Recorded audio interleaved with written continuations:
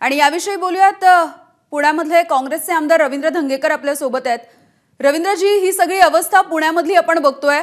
खरं तर दुर्दैवाने म्हणावं लागेल, मागच्या वेळी सुद्धा पुणे अशाच पद्धतीने भरलेलं होतं। होड्यांमधून माणसं बाहेर काढायची वेळ येताना बघायला मिळते। लोकांना काही सूचना देण्यात आलेल्या नाहीयेत। लोकांच्या घरामध्ये होतं नव्हतं सगळं वाहून गेलेलं आहे। मी मागच्या अधिवेशनामध्ये पुण्याच्या पुरा संदर्भात प्रश्न विचारलेला होता। हो, त्याच्यामध्ये नाले साफसफाईमध्ये भ्रष्टाचार झाला। अनेक ठिकाणी पावसाळ्या नाल्यांमधलं गाळ काढला नाही, जिथं काढला तो तिथंच ठेवला आणि याची चौकशी करा अशी आम्ही मागणी केली होती। आणि कोणतीच यंत्रणा आता महानगरपालिकेमध्ये नाही की घरामध्ये पाणी आल्यानंतर किंवा पुराची पातळी वाढल्यानंतर किंवा रस्त्यावर पाणी आल्यानंतर कुठलीही यंत्रणा आता सज्ज नाहीये की जी यंत्रणा तिथे जाऊन सक्षमपणे काम करणं अशी यंत्रणा नाहीये।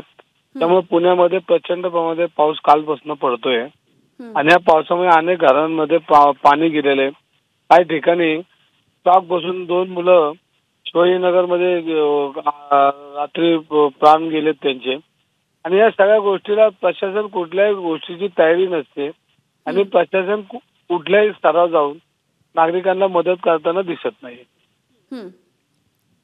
ठीक आहे रवींद्रजी, आपण अपेक्षा करूयात की लवकरात लवकर हे अडकून पडलेले जे नागरिक आहेत त्यांना बाहेर काढण्यामध्ये यश येईल। धन्यवाद, तुम्ही बातचीत केलीत यासाठी।